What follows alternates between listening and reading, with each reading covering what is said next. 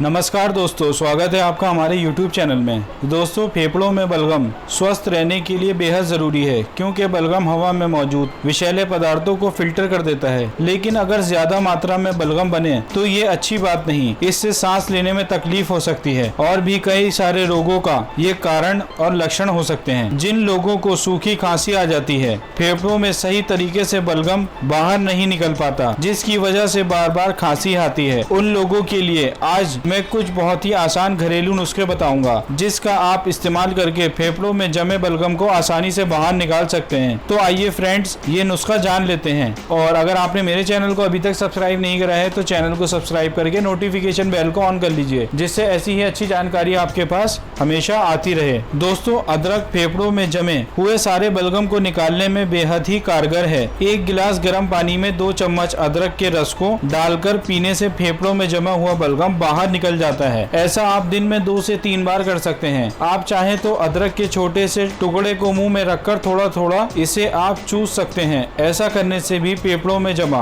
बलगम सारा बाहर आ जाता है। 1 इंच बड़े अदरक के टुकड़े को कूट करके इसमें 2 चम्मच शहद मिलाकर इसे चाटिए। ऐसा करने से भी बलगम तुरंत निकल जाएगा। ऐसा आप दिन में 2 से 3 बार कर सकते हैं। दोस्तों, अदरक का काढ़ा बनाकर भी आप पी सकते हैं। ऐसा करने से भी फेफड़ों में जमा हुआ बलगम बाहर निकल जाता है। अदरक का काढ़ा बनाने के लिए 1 इंच अदरक के टुकड़े को कूट करके 1 गिलास पानी में डाल दीजिए। इसे किसी बर्तन में डाल करके 5 मिनट तक हल्की आंच पर उबालिए। फिर उसके बाद उसे छान लीजिए और उसमें 1 चम्मच दालचीनी पाउडर और 1 चम्मच हनी डाल दीजिए, यानी शहद का प्रयोग कीजिए। इससे बहुत ही तेजी से फेफड़ों में जमा हुआ सारा बलगम बाहर निकल जाता है। दोस्तों, हल्दी के प्रयोग से भी फेफड़ों में जमा हुआ बलगम बाहर निकाल सकते हैं। 1 गिलास गर्म पानी में 1/4 चम्मच हल्दी डाल दीजिए। इसमें 1 चम्मच शहद डाल करके इस पानी को फूंक फूंक करके पीजिए। ऐसा करने से भी फेफड़ों में जमा हुआ बलगम निकल जाता है। इसके साथ ही साथ सर्दी, खांसी, जुकाम ठीक हो जाता है। इस नुस्खे का इस्तेमाल आप दिन में 2 से 3 बार कर सकते हैं। दोस्तों, फेफड़ों में जमे हुए बलगम को बाहर निकालने के लिए तुलसी का पत्ता बेहद ही कारगर और असरदार है। इसके लिए जब आप सुबह उठते हैं, बासी मुंह 6 से 7 पत्ती